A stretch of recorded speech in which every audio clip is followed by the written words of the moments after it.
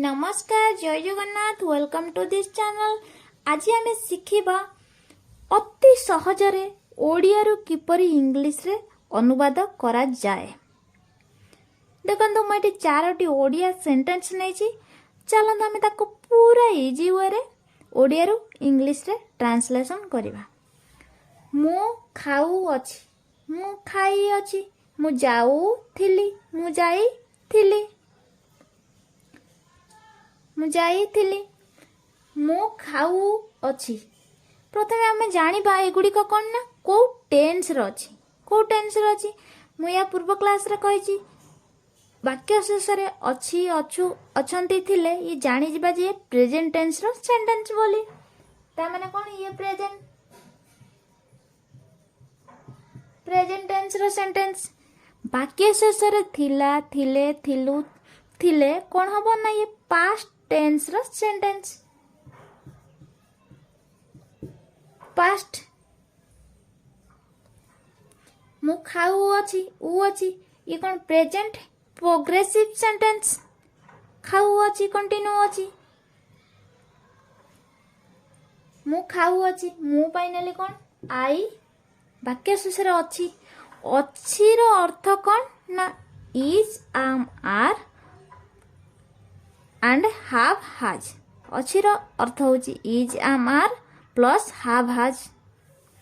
मु खाऊ अछि आमे जानिबा कि पर एटी आई आम हबो कि आई हाज ल हबो कि हाव हबो कि इज आम कोन या भीतर कोउटा हबो आमे कि जानिबा कि परि।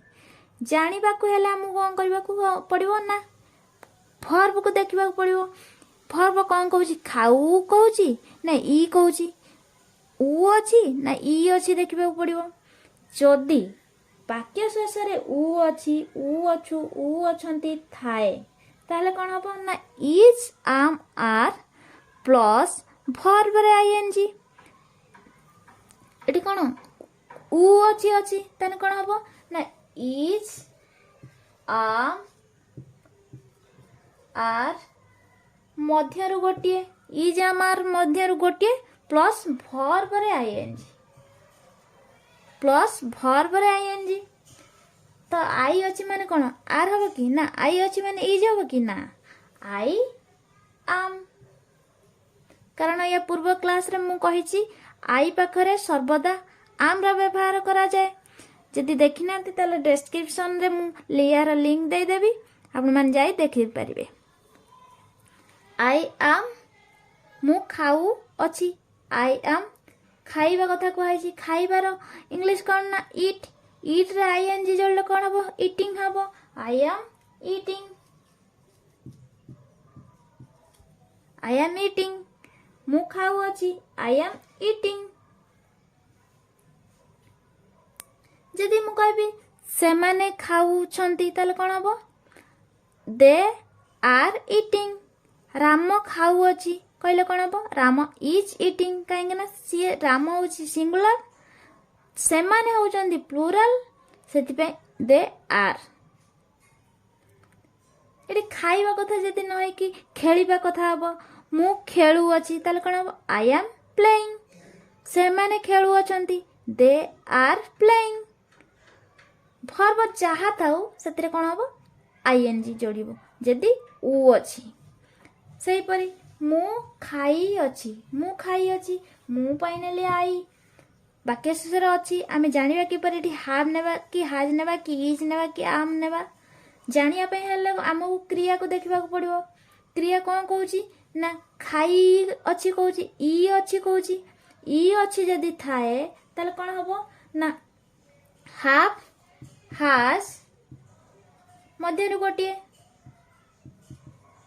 हाव हाज प्लस वर्ब रो थर्ड फॉर्म। हाव हाज मध्यरु गोटिए प्लस कोन हबो ना वर्ब रो थर्ड फॉर्म। वर्ब कोन अछि ना खाइबा कथा कहै जायछि। तो आमे नेबा आई अछि माने काहा को नेबा आई हाज नेबा कि ना आई सिंगुलर हेले मध्य आई पाखरे हाव नेबा। आई हाव खाइबार इंग्लिश कोन ईट, ईट तार थर्ड फॉर्म हेले कोन हबो ईटन, ईट एट ईटन। eaten। कौन है मु खाई अच्छी आई हैव इटेन। जदि एटी हम से माने खाई अछंती तन कौन हम दे हैव इटेन। मो पापा खाई कहले कौन हम ना my father has eaten. My father has eaten. My father has कहीं लगला ना मो बापा होची सिंगुलर। सिंगुलर आई को छाड़ी जेते सब सिंगुलर सब्जेक्ट अछंती ता पाखरे कौन हैज बसिबो। हैज बसिची माय फादर हैज इटेन। से माने खाई अछंती दे हैव इटेन। बुझी होची मु जाऊथिली। मु जाऊथिली मु पाइनेली आई वाक्य शेष कौन कही थिली। थिली थिली रो अर्थ कौन अच्छी ना was were had. Was were had तो आम जाना कि वाज लगे कि वेयर लगे कि हार्ड लगे से आमको कौन करने पड़ो ना भर्ब को देखा पड़ो। भर्ब कौन कहूँ जाई कहूँ ना जाऊ कहूँ ये कौन कहूँ जाऊथिली कहूँ। जाऊथिली हेले कौन हम ना was were plus verb I N G. Was were मध्य गोटे आई अच्छी माने कौन वेयर हम कि ना आई वाज हम। आई वाज जीवा कथा कहुई। जीवार इंग्लिश कौन गो। गो रे आईएनजी जोड़ले कौन हम गोइंग। आई वाज गोइंग मु जाऊथिली। जदि से माने जाऊथिले हम ताने कौन हम दे वी आर गोइंग। से माने जाऊथिले दे वी आर गोइंग। आम्भे माने जाऊथिलु वी आर गोइंग कारण आम्भे माने प्लूरल। आई सिंगुलर सिंगुलर बोली आई वाज लगिला। जदि आम प्लूरल क्षेत्र रे वी आर लागिवो। राम जाऊथिला Ram was going. Ram singular बुझे। मु जाइथिली मु जाइथिली ई थिली वाक्य शेष अछि। एठी ऊ थिली एठी ई थिली। एठी ऊ थिली पास्ट प्रोग्रेसिव सेंटेंस।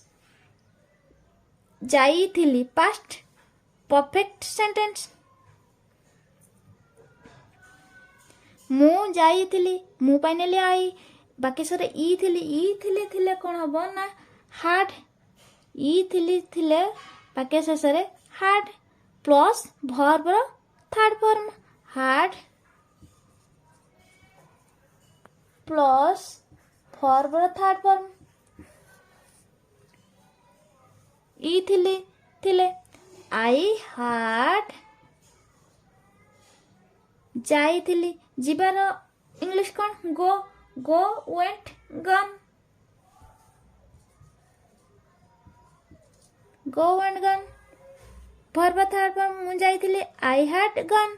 मो बापा जाइथिला माय फादर हैड गन। से माने जाइथिले दे हैड गन। राम जाइथिला राम हैड गन। आम्भे माने जाइथिलु वी हैड गन। हैड कौन ना उभय सिंगुलर एंड प्लूरल क्षेत्र रे व्यवहार करा जाए। बुझी होची सही परी आकु आधार करी चलंत आमे केते गुडे बड़ सेंटेंस तैयारी करिवा। देखंतु एठी मु दुईटी बड़ सेंटेंस नैची। चलंत आमे पूरा इजी वे रे ताकू ओडिया रु इंग्रजी रे ट्रांसलेशन करिवा। देखंतु मु घरे मो बापांक सहित पढ़ुथिली। मु पाइनेली आई वाक्य शेष रे अछि कोन उथिली पढ़ुथिली तने कोन हबो आमे जानि गले जे ये कोन पास्ट प्रोग्रेसिव सेंटेंस। मु मो बापांक सहित पढ़ुथिली ताले उथिली थिले कोन हबो वाज वेयर भीतर जनकु गोटे वाज वेयर मध्यरु गोटे तो आमे जानिबाडी आई पाखरे वाज लागेबा ना ଓଏଲ୍ ଲଗେଇବା କେମିତି ନା ଆଇ ସିଙ୍ଗୁଲାର ଯେହେତୁ ଆଇ ପାଖରେ ୱାଜ୍ ଆଇ ୱାଜ୍ ମୁଁ ଘରେ ମୋ ବାପାଙ୍କ ସହିତ ପଢ଼ୁଥିଲି ଥିଲି ଆଇ ୱାଜ୍ ତାପରେ ପଢ଼ିବା କଥା କୁହାଯାଇଛି ପଢ଼ିବାର ଇଂଲିଶ କ'ଣ ରିଡ୍ ଥିଲେ କ'ଣ ହବ ଭର୍ବରେ ଆଇଏନଜି ତାହେଲେ କ'ଣ ହବ ରିଡିଂ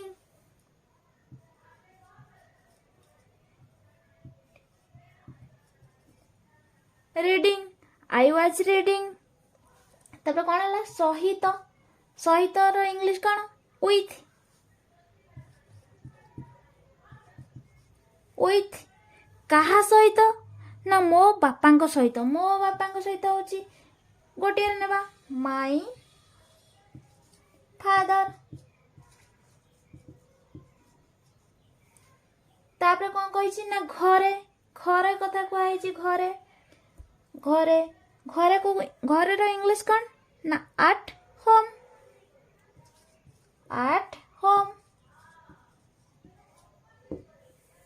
ମୁଁ ଘରେ ମୋ ବାପାଙ୍କ ସହିତ ପଢ଼ୁଥିଲି I was reading with my father at home ହେଇଗଲା ନା ସେ ବାକ୍ୟ କମ୍ପ୍ଲିଟ୍ ମୁଁକୁ ନେଲେ ଆମେ ନମ୍ବର 1ରେ ନେଲେ ମୁଁକୁ ତାପରେ ଦେଖିଲେ କ'ଣ ବାକ୍ୟ ଶେଷରେ ଥିଲେ ପାଇଁ ଆମେ ନେଲେ 2ରେ ନେଲେ ଥିଲେ ତାପରେ ଦେଖିଲେ 3ରେ ଏଠି ଉଚ୍ଚାରଣ ହେଉଛି ସେଥିପାଇଁ କ'ଣ ହେଲା ପଢ଼ିବାର ଆଇଏନଜି ଲାଗିଲା 4ରେ ପଢ଼ିବାକୁ ନେଲେ ସହିତକୁ ନେଲେ 5ରେ ମୋ ବାପାଙ୍କ ସହିତ ମୋ ବାପାଙ୍କୁ ନେଲେ ଆମେ 6ରେ 7ରେ ନେଲେ ଘରେ ବୁଝିହେଲା ସେହିପରି ମୋ ଭାଇ ଆଜି ତା ସାଙ୍ଗ ସହିତ ଭୁବନେଶ୍ୱରରୁ ଆସିଅଛି ଇ ଉଚ୍ଚାରଣ ହେଉଛି ଦେଖନ୍ତୁ ଆସିଅଛି ତାହେଲେ କ'ଣ ହବ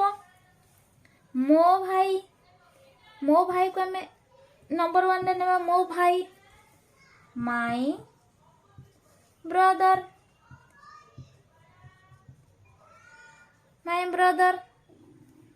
ତାର ବାକ୍ୟ ଶେଷରେ ଅଛି ଦେଖିବା କ'ଣ ଅଛି କହିଛି ଅଛି ଇ ଅଛି ଥିଲେ କ'ଣ ହବ ନା ହାଜ୍ ମଧ୍ୟରୁ ଗୋଟିଏ ତ ମୋ ଭାଇ ଏଠି କ'ଣ ସିଙ୍ଗୁଲାର ମୋ ଭାଇ ସିଙ୍ଗୁଲାର ତ ଆମେ ନେବା ହାଜ୍ ଏଠି ଆମେ ନେଲେ ଅଛି 2ରେ ନେଲେ ହାଜ୍ ମୋ ଭାଇ ସିଙ୍ଗୁଲାର ଯେହେତୁ ହାଜ୍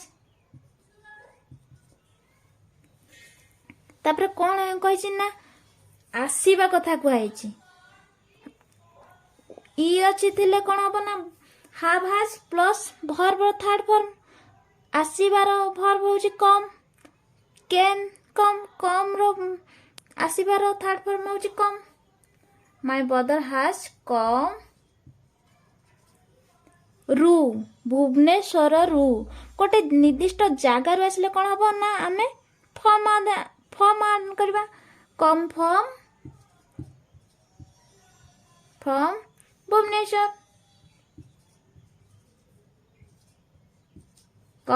ଭୁବନେଶ୍ୱର ଆକୁ ନେଲେ ଆମେ 3 4ରେ କାହା ସହିତ ଆସିଛି ନା ତା ସାଙ୍ଗ ସହିତ ସହିତର ଇଂଲିଶ ୱିଥ୍ ତା ସାଙ୍ଗ ସହିତ ୱିଥ୍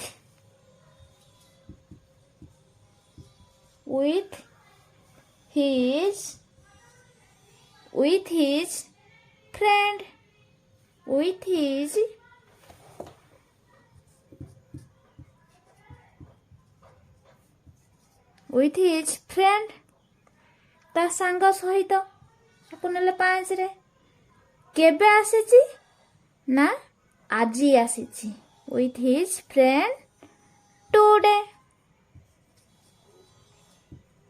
ଟୁଡେକୁ ଆମେ ନେଲେ କେତେ 6 ନମ୍ବରରେ ବୁଝାଉଛି my brother has come from Bhubaneswar with his friend today ଆଜି ଆସିଛି ମୋ ଭାଇ ଆଜି ତା ସାଙ୍ଗ ସହିତ ଭୁବନେଶ୍ୱରରୁ ଆସିଛି ବୁଝିଲା। ମୁଁ ଆଜି ଘରେ ମୋ ସାଙ୍ଗମାନଙ୍କ ସହିତ ଖେଳୁଥିଲି।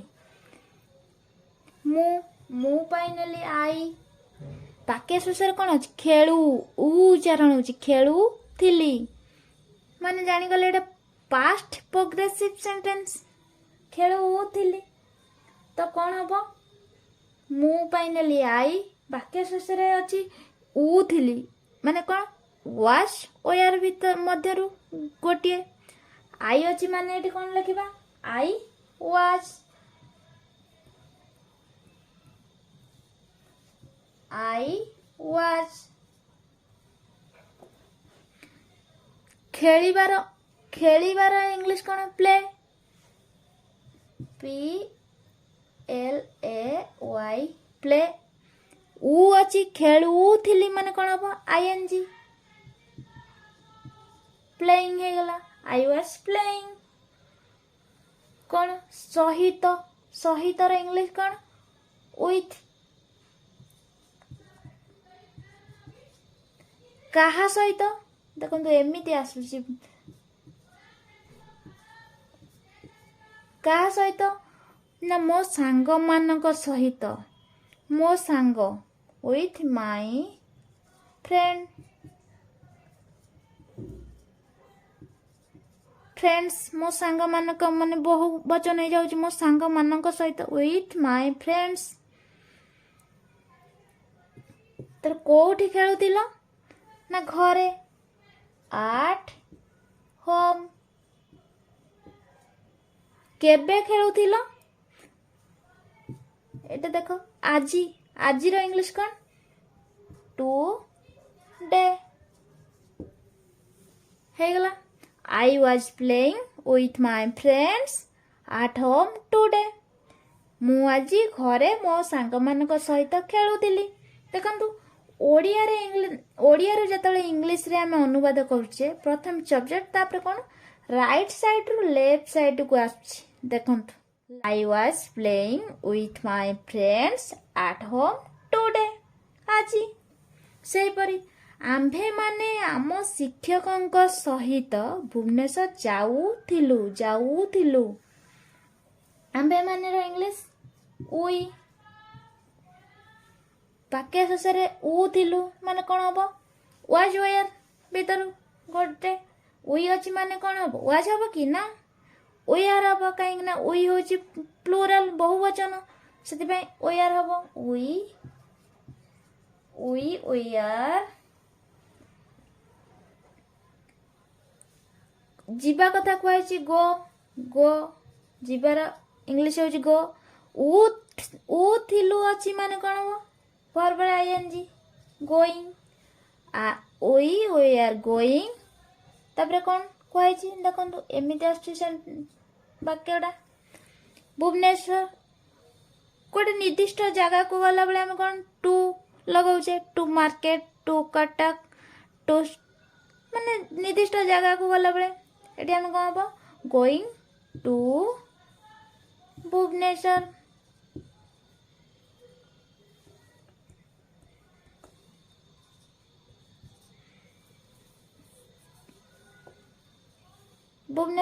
ତାପରେ କାହା ସହିତ ଯାଉଛନ୍ତି ଆମେ?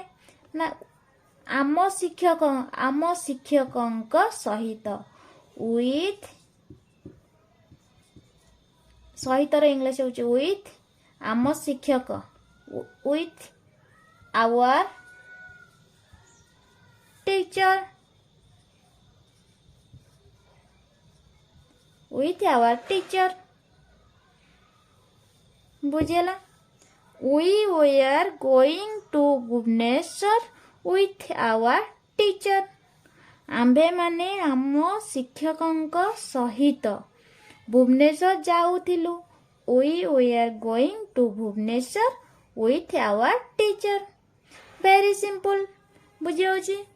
ଆଶା କରୁଛି ଭିଡ଼ିଓଟି ଭଲ ଲାଗିଥିବ। ଯଦି ଭଲ ଲାଗିଥାଏ ଦେନ୍ ଲାଇକ୍ କରନ୍ତୁ, ସେୟାର କରନ୍ତୁ, ସବସ୍କ୍ରାଇବ୍ କରିବା ପାଇଁ ଜମାରୁ ବି ଭୁଲନ୍ତୁନି। ଦେଖା ହେବ ନେକ୍ସଟ ଭିଡ଼ିଓରେ। ଜୟ ଜଗନ୍ନାଥ।